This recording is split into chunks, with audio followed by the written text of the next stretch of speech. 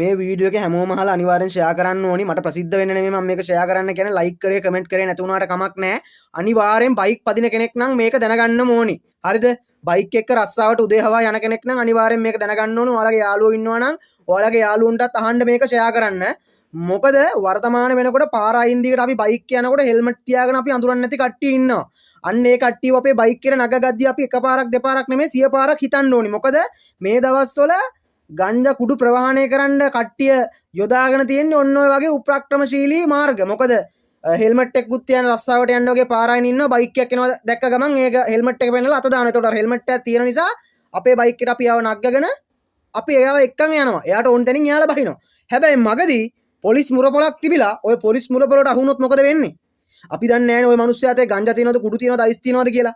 එහෙම මිනිස්සෙක් නෙවෙයි නම් කමක් නැහැ. හැබැයි උගේ අතේ ගංජා හරි කුඩු හරි අයිස් හරි තිබුණොත් අපිවත් අරගෙන ගිහිල්ලා හිර කුඩුවේ දානවා. මොකද අපි මත්ද්‍රව්‍ය ප්‍රවාහණයට පහසුකම් සැපයීමට තමයි අපිට නඩු දාන්නේ. ඇයි? පොලිසිය දන්නේ නැහැ නේ අපි මගින් නගගත් එක්කෙනෙක්ද, ගෙදර ඉඳලා දාගෙන ආපු කෙනෙක්ද, අපේ ඥාතියෙක්ද, හිතවතෙක්ද කියලා පොලිසියෙන් දන්නේ නැහැ. අපේ බයික් එකනේ දැන් මේ කුඩුකාරයා ගංජාකාරයා ඉන්නේ. නේද?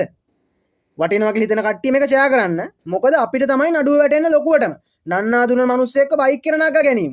ඈ දුප්පත් අහිංසක මිනිස්සුත් පාර අයින ඉඳගෙන හෙල්මට් එක අරන් අත දානවා. ඉතින් බයයි දෙයියනේ දැන් වර්තමාන වෙනකොට අහිංසක මිනිස්සෙක් වුණත් පාරේ යද්දි බයික් එක දාගෙන යන්න බයයි. අඳුරන්නේ නැති කෙනෙක් නම් බයික් එක නග ගන්න කලින් දෙපාරක් තුන් පාරක් 100 පාරක් 200 පාරක් හිතන්න. මොකද මේ වෙලාවේ මිනිස්සුන්ගේ අතේ සල්ලිත් නැහැ. ගොඩක් ආර්ථික අපහසුතාව මැද ඉන්නේ. ගොඩක් බයික් එක්ක රස්සාවට යන්නේ සාමාන්‍ය දුප්පත් මිනිස්සෙක්නේ. නේද? ඔයාලා කල්පනා කරලා බලන්න. ඔයාලගේ යාළුවෝ ඉන්නවනම් බයික් එකේ රස්සාවට යන බයික් එකේ වැඩට යන එයාලට අහන්න මේක ෂෙයා කරන්න. දුප්පත් මිනිස්සෙකුටත් අහිංසක මිනිස්සෙකුටත් වෙන්නේ මේකෙන් මොකද්ද? අපි දාගෙන යන්නේ නැහැ. ඇයි? දාගෙන යන්න බයයිනේ. දාගෙන යන්න බය හේතුව මොකද? අපි දන්නේ නැහැ නන්නා දුන්න මිනිස්සෙක් දාගෙන යන්න ඇත්තටම බයයි.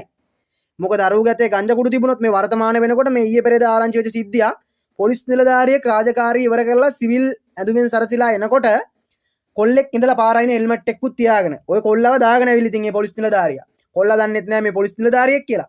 ඒ පාරේ යනකොට ඉස්සරහා චෙක් පොයින්ට් එකක් තිබිලා පොලිස් මුරපොලක්. එතනින් නවත්තලා චෙක් කරනකොට අර කොල්ලගේ අතේ ගංජා පැකට් 5ක් ගංජා කෑලි 5ක් තිබිලා.